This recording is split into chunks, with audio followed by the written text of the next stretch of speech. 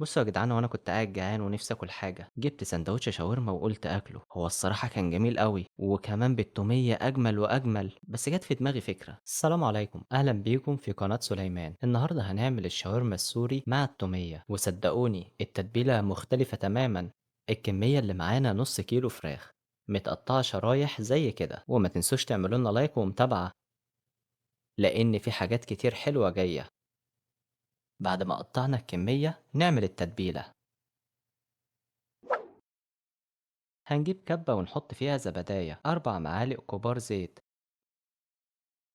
معلقتين كبار خل، نص معلقة صغيرة فلفل أسمر، معلقة صغيرة باربيكيو، معلقة صغيرة كزبرة ناشفة، ومعلقة صغيرة كاري، ومعلقة صغيرة مليانة زعتر، بشرة جوز الطيب زي نص معلقة صغيرة، وبشرة زنجبيل برضو نص معلقة صغيرة، 3 حبهات هيل أو حبهان، معلقة إلا ربع صغيرة ملح أو حسب الرغبة، 4 فصوص توم، ليمونة متوسطة الحجم بقشرها.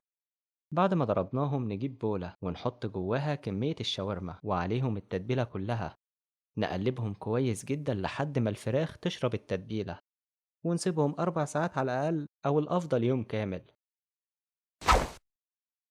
بعد يوم كامل جبت طاسة وحطيت فيها شوية زيت. لما سخن الزيت حطيت الشاورما، كل ده على نار أعلى من المتوسطة،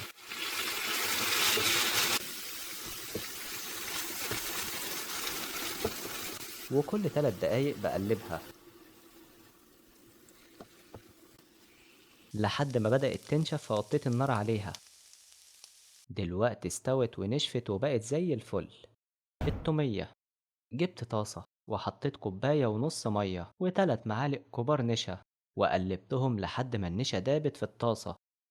شغلت البوتاجاز على نار متوسطة وحطيت الطاسة، نقلب وما نوقفش تقليب على نفس مستوى النار.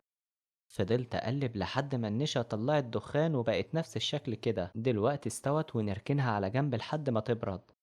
في الكبة حطيت فصين توم وعلبة زبادي ومعلقتين خل و4 معالق زيت ونص ليمونة ومعلقة مايونيز، والملح كان حسب الرغبة، بس أنا حطيت نص معلقة. نضربهم كويس لحد ما النشا تبرد، بعدين نحط النشا على الخليط ونضربهم كلهم. القوام ده مناسب قوي. دلوقتي نجيب طبق ونحط رز والشاورما ونجرب.